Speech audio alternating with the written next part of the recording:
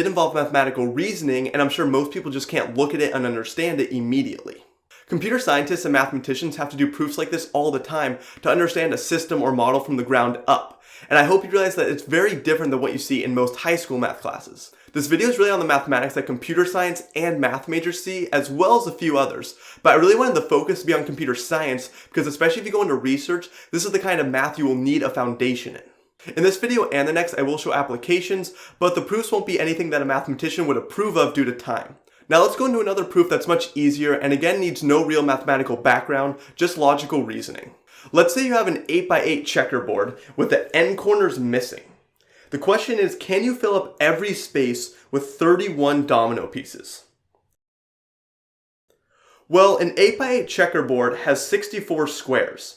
Minus 2 from the ends missing is 62. And 31 dominoes that cover 2 spaces each would cover a total of 62 spaces.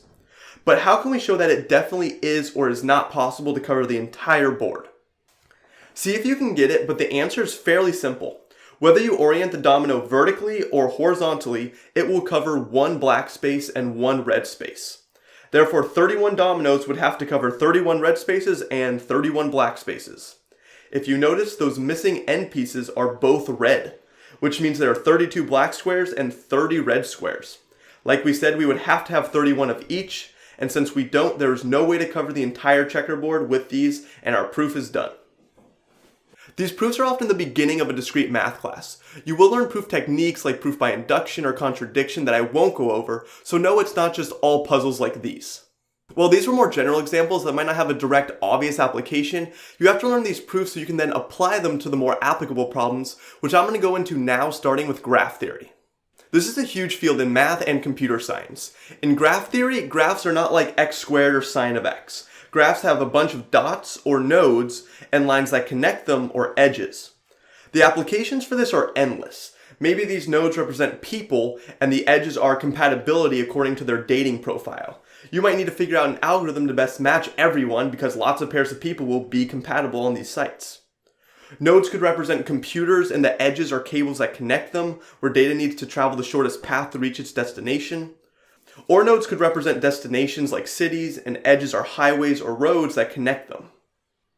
Many of these problems are not very easy, but here's a simple question you can use graph theory to solve.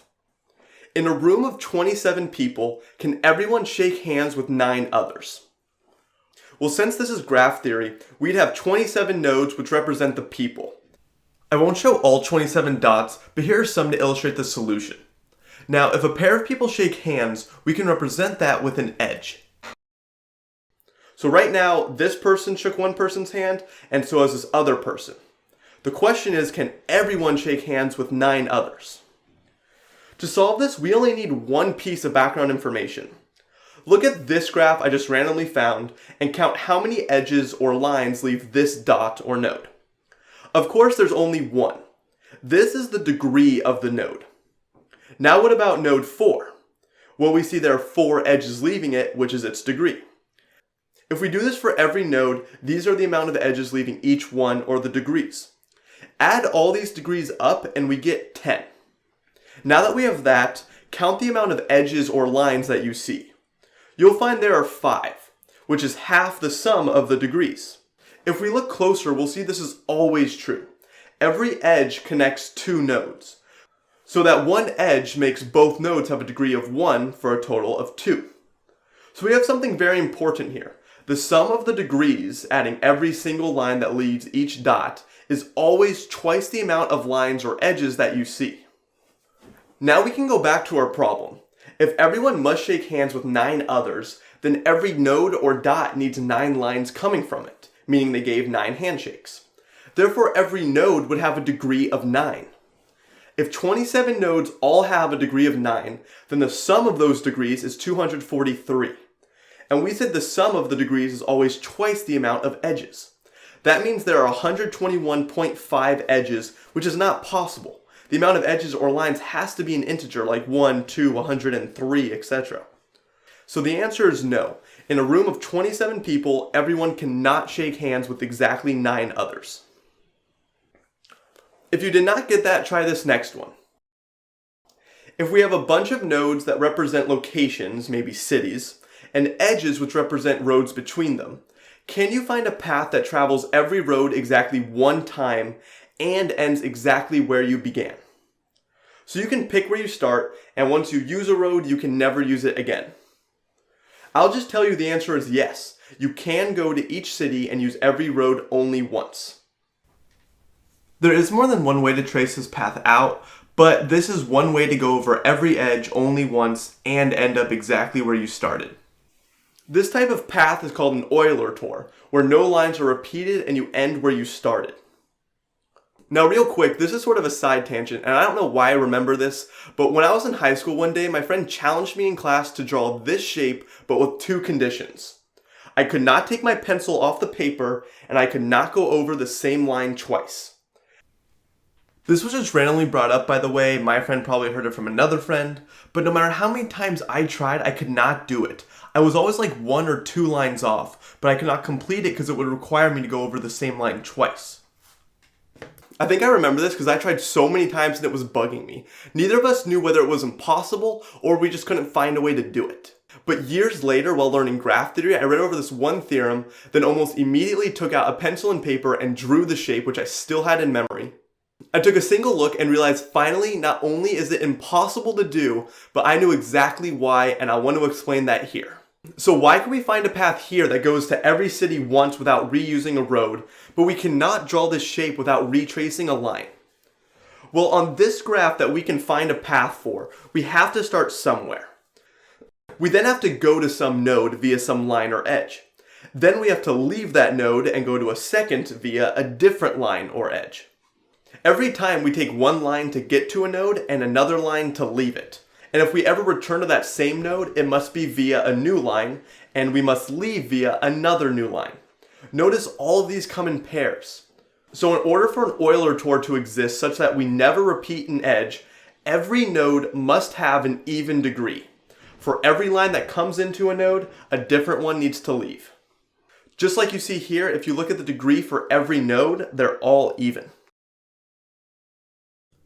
Now going back to the drawing, given the two conditions, if we just represent these points as nodes, we can say that if an Euler tour exists, then it is possible to draw the shape. I mean, just take the last graph. You can think of the red dot as a pencil drawing it out. We know it won't go over any line twice and it never will leave the page. Therefore, you could draw this graph.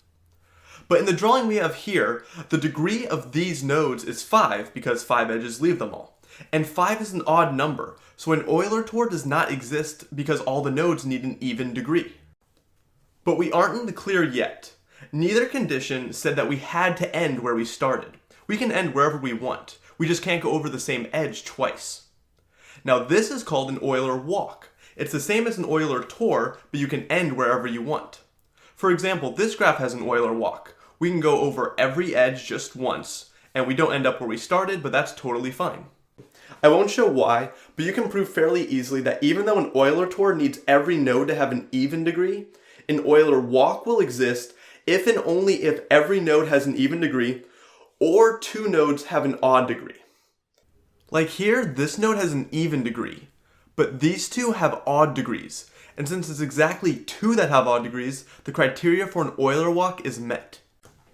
And now look back at our graph above. Remember, 4 of these nodes have an odd degree. Therefore, an Euler walk does not exist. This means if you think of the red dot as a pencil, we cannot go over every edge just once without repeating. Therefore, we of course cannot draw the shape without going back over a line. And that means this condition that is basically saying an Euler walk must exist cannot be met. And that's why it's impossible to draw this shape given these 2 criteria. Then one more quick graph theory example has to do with cycles and trees. This graph right here has a cycle. In fact, it has multiple. There's a way to start somewhere and trace some path where you end at the same place without repeating any nodes or edges. This graph here has no cycles, which means it's called a tree. Here's something you'll prove in class as a computer scientist or mathematician. No matter what connected graph you have or how many cycles it has, like this one above, there's a way to remove certain edges such that you have a tree but don't lose any nodes. They're all still there and everything is still connected. This is called a spanning tree. So imagine we have this graph where the nodes represent computers and the edges are long cables that connect them. Maybe for some reason there's an issue where this network is too expensive with maintaining all the cables. Maybe you want some way to keep all the computers connected but have the minimum amount of cables. Well, now you know no matter how chaotic this looks, like it could be every network in the world, there's always a way to remove just the cables while keeping all the computers included and connected such that information can still make it from one to another. And you'll even get into weighted graphs where the edges come with weights, maybe representing how expensive the cables are. And you'll figure out how to find the minimum weight spanning tree such that the weights are the lowest. Hopefully you're seeing how big graph theory is and why it's so crucial. The next topic I'll cover is number theory, which I will go over in part 2.